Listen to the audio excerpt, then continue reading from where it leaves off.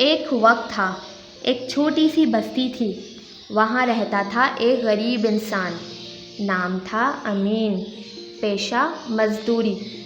ہر روز صبح اٹھتا، اللہ کا نام لیتا اور دن بھر کام ڈھونڈتا، لیکن کچھ دنوں سے کام نہیں مل رہا تھا۔ گھر میں 2 بچے اور بیمار بیوی۔ آخری 10 روپے بچے تھے، انہی پیسوں سے اس نے 3 روٹیاں بنوائیں۔ گھر کی طرف چلا، سوچتا گیا، 1 روٹی بیوی کے لیے، 1 دونوں بچوں کے لیے اور تیسری شاید میں رات میں کھا لوں گا۔ مگر اللہ کے امتحان عجیب ہوتے ہیں۔ راستے میں ایک بوڑھی عورت ملی، ہاتھ کانپ رہے تھے، آنکھوں میں آنسو۔ امین کے سامنے ہاتھ پھیلا کر بولی، بیٹا 3 دن سے کچھ نہیں کھایا۔ امین نے کچھ پل سوچا، پھر 1 روٹی اسے دے دی۔ اس کے چہرے پر سکون تھا اور امین کے دل میں ایک اجنبی سا چین۔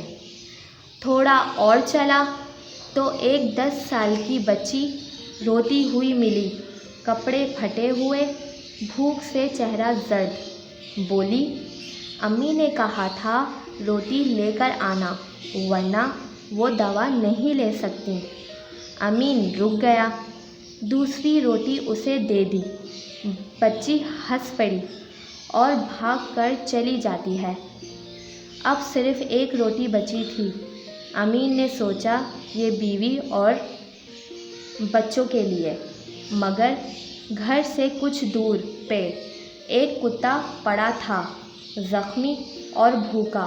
اس کی آنکھوں میں کچھ تھا، کچھ ایسا جو انسان کو ہلا کر رکھ دے۔ امین نے دیکھا، روٹی اس کے سامنے رکھ دی۔ کتا روٹی کھاتا گیا، آنکھوں میں آنسو لیے۔ امین نے سر اٹھا کر آسمان کی طرف دیکھا اور بس اتنا کہا، یا اللہ، میں نے تو سب کچھ تیرے لیے دے دیا، اب گھر کے لیے کیا ہوگا تو ہی جانے۔ وہ خالی ہاتھ گھر میں آیا، اندر گیا تو دیکھا بیوی مسکرا رہی تھی، بچے ہنس رہے تھے۔ پوچھا، تم لوگوں کو کھانا کس نے دیا؟ بیوی بولی، ایک اجنبی آدمی آیا تھا، کہہ رہا تھا امین بھائی نے بھیجا ہے، یہ تندور کی گرم روٹیاں، دال، چاول، دودھ سب کچھ دے گیا۔ امین سمجھ گیا تھا وہ کوئی اور نہیں تھا، اللہ کا فرشتہ تھا جو اللہ کے حکم سے اس کی ایمانداری کا بدلہ دینے آیا تھا۔